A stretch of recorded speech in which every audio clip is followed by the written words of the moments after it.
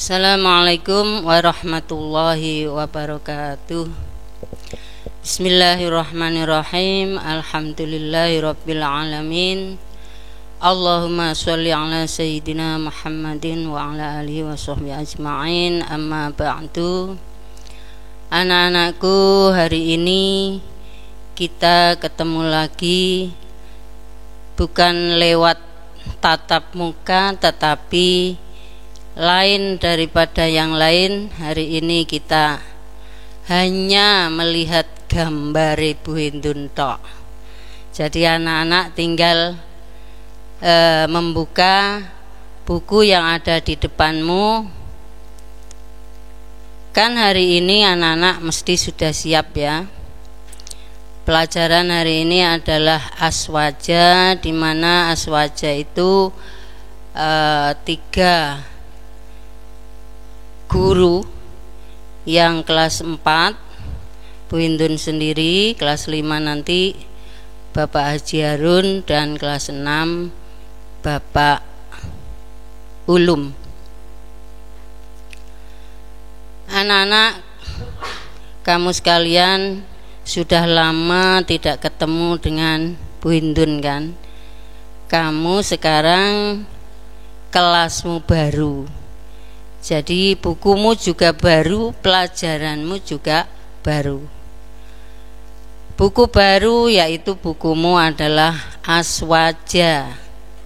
Aswaja adalah singkatan dari Ahli Sunnah wal Jamaah.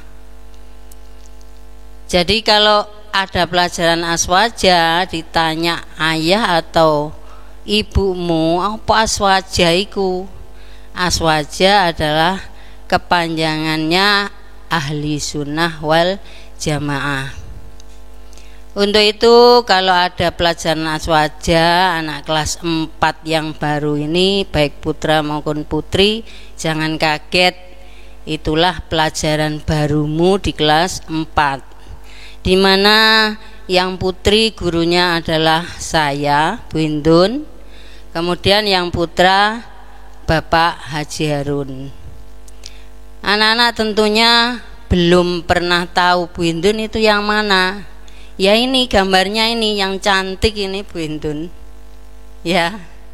Jadi kalau ingin tahu Bu Hindun ya ini bentuknya begini, rumahnya di timur RSI. Kamu kan mesti tahu RSI itu Rumah Sakit Islam. Di situ ada halaman yang isinya hanya bunga tok. Itulah rumahnya Bu Hindun. Kalau kamu lewat walaupun nggak mampir ya dadat tok boleh. Anak-anakku kelas 4 baru, baik putra maupun putri, pelajaran yang kamu pelajari sekarang adalah aswaja. Bukunya tentu kamu sudah menerima, yaitu aswaja semester ganjil untuk kelas 4. Pelajaran pertama yaitu dakwah Islam sebelum Wali Songo. Nah ini kamu harus harus tahu. Mungkin ya sudah, walaupun tidak tahu sudah mendengar bahwa di Indonesia khususnya di Pulau Jawa itu ada Wali Songo. Wali Songo itu adalah wali di mana beliau ini adalah memperjuangkan Islam, menyebarkan agama Islam khususnya di Pulau Jawa. Bab pertama adalah kelahiran Nahdlatul Ulama. Kelahiran Nahdlatul Ulama ini di Indonesia adalah dibawa oleh beberapa mubalek. Mubalek itu orang yang menyampaikan Islam yang asalnya di negara Arab, disampaikan oleh beberapa wali ke Indonesia.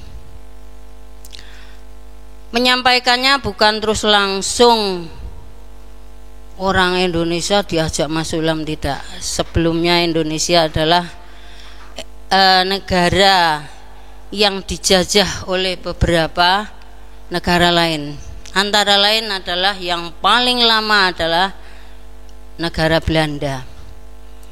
Negara Belanda adalah negara yang menjajah Indonesia selama 350 tahun. Nah, ini berapa orang umurnya orang 350 tahun itu. Ini Belanda. Kemudian dijajah lagi oleh Jepang. Jepang itu menjajah Indonesia itu 3,5 tahun.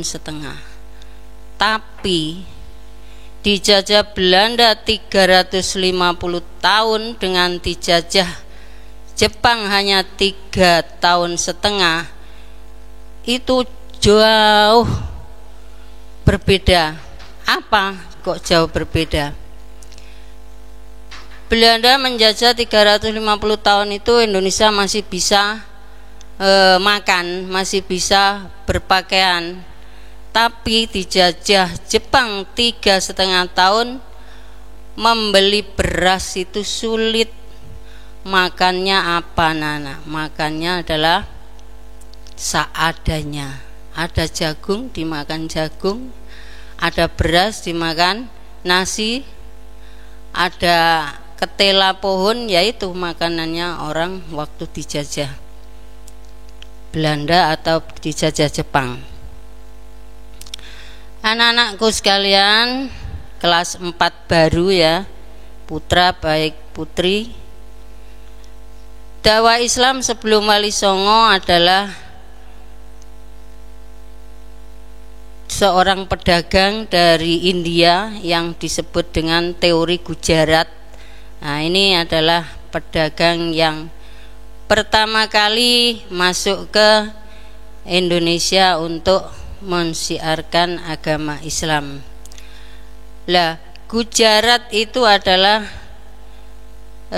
daerah India yang mana pada tahun 1292 itu beliau mempunyai seorang orang yang hafal Quran tapi untuk menjajah, yang namanya Senok Horgronya. Pada halaman 3 itu ada ya, Senok Horgronya atau S. Hurgronya. Itu adalah orang Belanda yang hafal Quran, tapi hafal Qurannya hanya untuk menjajah Indonesia. Lah kok hafal Quran kok genjajah? Nah, itu memang ya teorinya begitu. Kan orang hafal Quran itu tujuannya ada bermacam-macam, ono sing kanggo keapian, ono sing kanggo keelean. Lah ini Senok Horgronya ini hafal Quran tapi untuk menjajah. Kamu garis bawah ya, S. Hurgronya. Itu teorinya, teori Gujarat. Yang kedua adalah teori Persia. Yang ketiga teori Cina. Dan yang keempat adalah teori Mekah. Nah, yang keempat inilah yang kita bahas, teori Mekah. Dalam teori ini dijelaskan bahwa Islam di Nusantara dibawa langsung oleh para musafir dari Arab yang memiliki semangat untuk menyebarkan Islam ke seluruh dunia, yaitu pada abad ke-7. Hal ini diperkuat dengan adanya sebuah perkampungan Arab di Barus. Barus itu Sumatera Utara. Nanti kamu lihat di petamu. Yang dikenal dengan nama Bandar Khalifah. Nah, ini di Sumatera ada namanya Kota Barus yang dikenal dengan nama Bandar Khalifah. Selain itu Samudra Pasai, mazhab yang dikenal adalah mazhab Syafi'i. Jadi pertama Indonesia ada di Sumatera sudah bermadhab Imam Syafi'i. Madhab itu juga terkenal di Arab dan Mesir pada saat itu. Kemudian yang terakhir adalah digunakan gelar Al-Malik pada raja-raja Samudra Pasai seperti budaya Islam di Mesir. Jadi semua ajaran di Mesir, di Mekah itu sama dengan di Barus Sumatera Utara, yaitu memakai mazhab Imam Syafi'i. Kita punya imam 4, Imam Syafi'i, Imam Maliki, Imam Hambali, dan Imam Hanafi. Itu imam kita, tapi sehari-hari yang kita pakai adalah mazhab Imam Syafi'i. Kemudian yang kedua, ajaran Islam yang pertama berkembang di Indonesia adalah faham ahlu sunnah wal jamaah dengan bermadhabkan Imam Syafi'i. Hal ini dapat dilihat dari gelar raja-raja kerajaan Islam Samudra Pasai. Pada tahun berapa itu? Mereka menggunakan gelar seperti gelar raja-raja Mesir dan Damaskus, Damsyik. Mesir dan Damaskus adalah negara yang menganut mazhab Syafi'i. Berarti saat itu penduduk di kerajaan Samudra Pasai adalah pengikut mazhab Syafi'i. Pada abad ke-14, seorang penjajah dari Maroko bernama Ibnu Batutah berkunjung ke kerajaan Samudra Pasai. Saat itu kerajaan Samudra Pasai dipimpin oleh Raja Malikuz Zakir. Ia mengikuti juga mazhab Syafi'i. Semua rakyat di kerajaan Samudra Pasai juga mengikuti mazhab Syafi'i. Jadi di Indonesia kebanyakan atau sebagian besar orang Islam adalah bermadhab Imam Syafi'i. Lah yang lain juga ada, tapi jarang. Yang banyak adalah madhabnya Imam Syafi'i. Lah madhab Imam Syafi'i apa saja? Ajaran yang pertama kali berkembang di Indonesia sama dengan ajaran yang diamalkan oleh warga Nahdlatul Ulama saat ini. Saat ini anak-anak mesti sudah tahu, sudah mengikuti juga apa kegiatan orang-orang Nahdlatul Ulama di Indonesia. Ya antara lain tahlilan, sholawatan, manakiban, dan yasinan. Anak-anak kan sudah pasti mengikuti ya, tibaan nanti, tibaan merono. Nah, itu kegiatan dari ahli sunnah wal jamaah.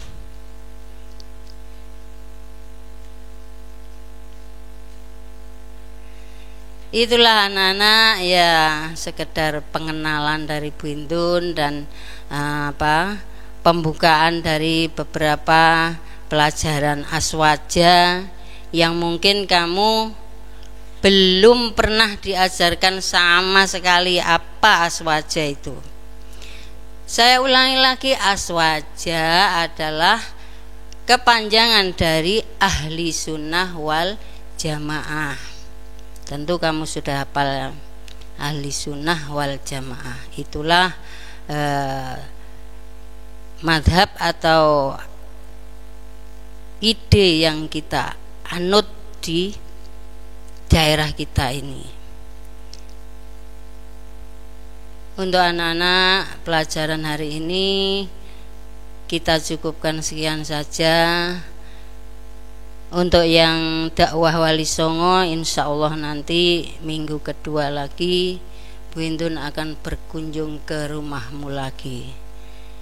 Jangan lupa setiap keluar rumah harus pakai masker, pulang dari mana saja harus cuci tangan dan berdoa mudah-mudahan apa yang menimpa negara kita ini yaitu COVID-19 segera berakhir. Amin ya rabbal alamin. Akhirul kalam, apabila ada kurang lebihnya Bu Hindun mohon maaf yang sebesar-besarnya. Wassalamualaikum warahmatullahi wabarakatuh.